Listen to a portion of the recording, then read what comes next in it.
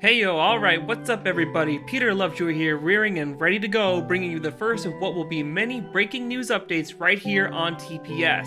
We are so excited to get these going, so let's kick it off with the rumors surrounding Urban Meyer's potential return to coaching, this time making a splash in the NFL. So here's the situation.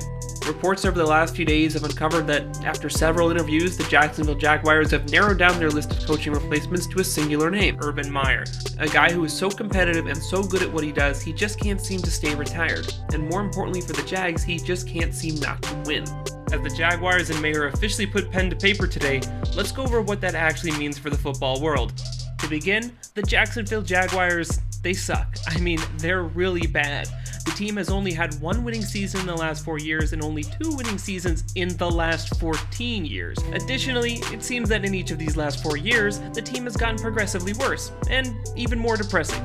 Considering this last season the team only went 1-15 with a whopping negative 186 point differential, it's pretty safe to say that Doug Marrone did not end up being the savior the team needed, even considering the team's surprising success in 2017. While I'm not saying the Jags superseding the Browns as the new NFL's trash is entirely Doug Marrone's fault, in fact, a lot of it probably has more to do with the former executive Tom Coughlin, as Coughlin spent the majority of his tenure calling out the players and fans in the media, effectively creating a terrible environment to grow and play in, while also dealing out star players like Jalen Ramsey, someone who was unhappy due to the environment that Coughlin created. Regardless, while it may not have entirely been his fault, Marrone definitely didn't help the Jaguars situation, cutting players like Leonard Fournette, someone who, unlike the Jags, is currently in the playoffs. Marrone also watched his defensive core go poof, and had little to no success figuring out a whole suitable quarterback situation. All that led to a, I'm sure, very fun for the fans, 23-43 record as head coach. And that brings us to early in January, where Jaguars owner Shad Khan informed Marrone that while he admired his passion, grit, and class,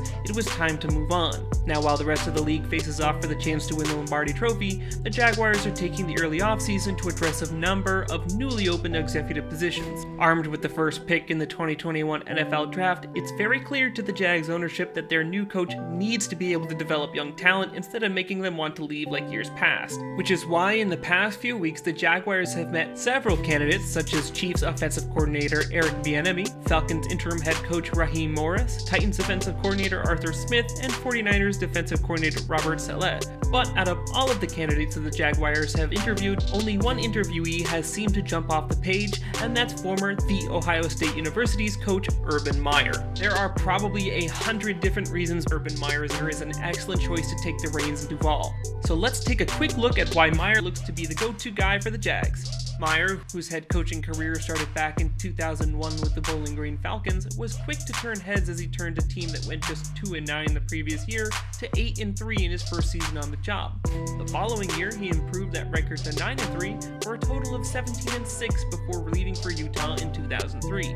And wherever Meyer went, winning followed. His first year stepping into Utah, he picked up the Mountain West Conference's Coach of the Year award following a 10-2 record and a conference championship, something you could only probably top by maybe having a perfect season going 12-0 with a Fiesta Bowl victory over Pittsburgh in the next year. In fact, Meyer was largely credited for devising a system that helped Alex Smith put up insane numbers that led to his number 1 overall draft selection by the San Francisco 49ers in the 2005 draft. Although Alex Smith wasn't the only one benefiting from the huge success he and Myers had in Utah, the following year Myers signed a $14 million contract to the coach of the Florida Gators, where that guy had a freaking career. In his first season as the Gators head coach, the team went 9-5 with an Outback Bowl victory, but unfortunately missed out on the SEC championship game, a blemish on Myers' career that would quickly be covered up by a 13-1 record in 2006, an SEC championship, and also a little thing called the National Championship, absolutely crushing the Buckeyes 41-14 in the 2007 BCS National Championship game. But what's better than one national championship? How about 2 national championships? While the 2007 Florida campaign didn't live up to the previous year's success, Meyers did do a good enough coaching job to propel the glorious Tim Tebow to a Heisman Trophy. Yet, the fact that Meyer merely appeared as an analyst in the 2008 National Championship must have made him pretty dang nuts. Nuts enough to go on an absolute revenge tour the next season, going 13-1, highlighted by another comeback victory over Alabama in the SEC title game, and of course another national championship, taking down Oklahoma in a 10-point victory in Miami.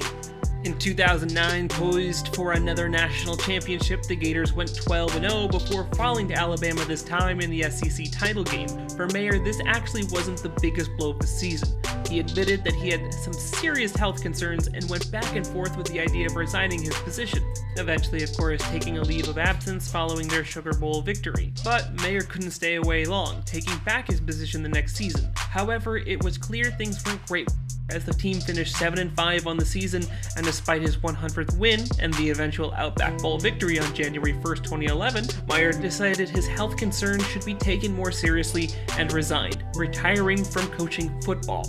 But Meyer just couldn't stay away, and later that year he decided to take up the head coaching position for The Ohio State University, a position he held from the 2012 season all the way to the 2018 season.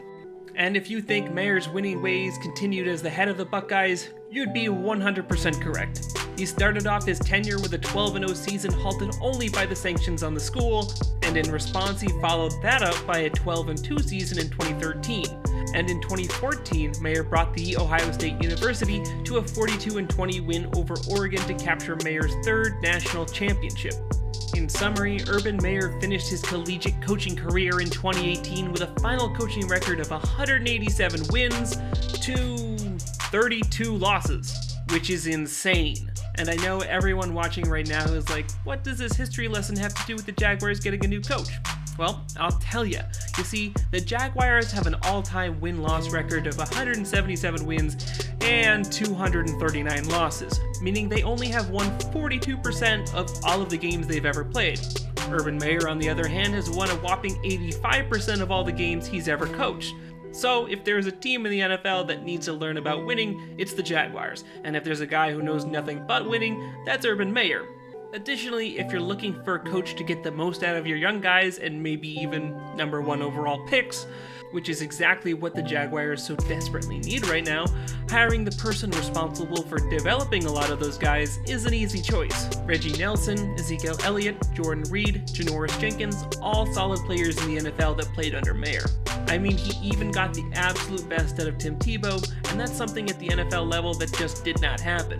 And while Alex Smith's career may not be as flashy as the other top 10 first-round QBs we've seen recently, he was an absolute stud under Meyer. In conclusion, the Jags would finally have someone who knows nothing but winning, someone who has the experience to build a younger team, and someone who always seems to be one step ahead of the curve when it comes to football strategy.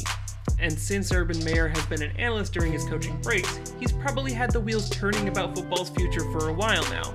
For Meyer, this could be an excellent opportunity to add to his legacy, because nothing quite says best football mind ever like turning the team that became a bigger dumpster fire than the Cleveland Browns into an absolute powerhouse. This seems like an absolute win-win scenario for everyone involved. Jags get good, Meyer gets to feed his winning addiction, and we all get to watch good football. This hiring is exactly what you want to see if you're a Jags fan, because as hard as I've been on them, they have the best opportunity in the whole world for a quick rebuild now. They're getting one of the best football minds ever and have the first overall selection in Trevor Lawrence. And as much as we love Midshaw, Lawrence is the answer to the Jags' quarterbacking woes, especially considering that Urban Meyer has done nothing but excel at developing young quarterbacks. If that's not enough to get you excited about the Jaguars' future, keep in mind that they also have about $75 million in free cap space, the most in the NFL, and tons of other draft picks to acquire young talent. With Meyer at the helm, the sky is the limit with what the Jaguars will be able to accomplish. But what do you think about the Jags hiring Meyer? Will he succeed down in Jacksonville, or will his college experience not transfer over to the NFL? Let us know in the comments section below. If you liked this video, then throw it a like. If you didn't, throw it a like anyway. If this is your first time coming around to TPS though, subscribing is a fantastic idea because we post videos like this one every single day. But, as always, thanks for watching, and I hope to see you next time. It's only a game. Why you have to be mad?